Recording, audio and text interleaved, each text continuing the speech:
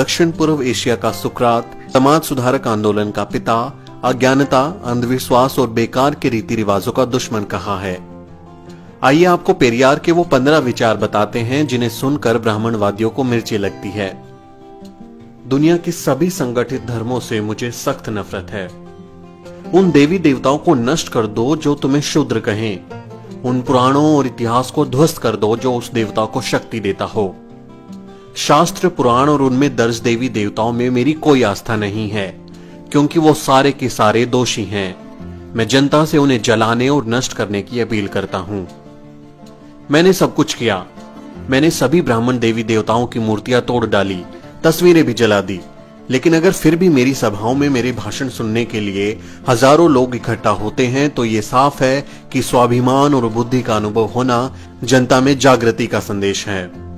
ब्राह्मण हमें अंधविश्वासी बनाने के लिए तैयार करता है। वो खुद आरामदायक जीवन जी रहा है लेकिन तुम्हें अछूत कहकर निंदा करता है। मैं आपको सावधान करता हूं कि उनका विश्वास मत करो। ब्राह्मणों ने हमें शास्त्रों और पुराणों की सहायता से गुलाम बनाया है। अपनी स्थिति मजबूत करने के लिए उन्होंने मंदिर, ईश्वर और देवी देवताओं की रचना की। सभी मनुष्य समान रूप से पैदा हुए हैं, तो फिर अकेले ब्राह्मण ऊंचा कैसे हो सकता है और बाकी लोग नीच कैसे हो सकते हैं?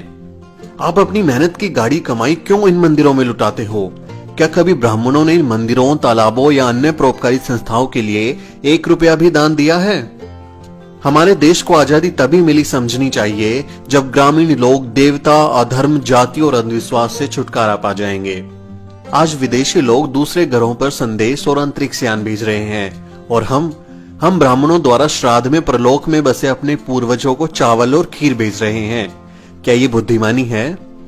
ईश्वर की सत्ता स्वीकारने में किसी बुद्धिमत्ता की आवश्यकता नहीं पड़ती, लेकिन नास्तिकता के लिए बड़े साहस और दृढ़ विश्वास की जरूरत पड़ती है। ये स्थिति उन्हीं के लिए संभव है जिनके पास तर्क और बुद्धि की शक्ति हो। ब्राह्मणों के पैरों पर क्यों गिरना? क्या ये मंदिर हैं? क्या ये त्योहार हैं? नहीं, ये सब कुछ भी नहीं है। हमें बुद्धिमान व्यक्ति की तरह व्यवहार करना चाहिए। ब्राह्मण देवी देवताओं को देखो।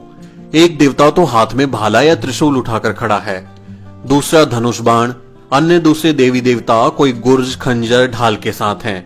ये सब क्यों है? एक देवता तो अपनी उंगली के ऊपर चारों तरफ चक्कर चलाता रहता है। ये किसको मारने के लिए है?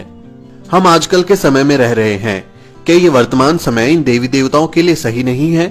क्या वे अपने आप को आधुनिक हथियारों से लैस करने और धनुष बाण की जगह मशीन गन या बंदूक धारण क्यों नहीं करते?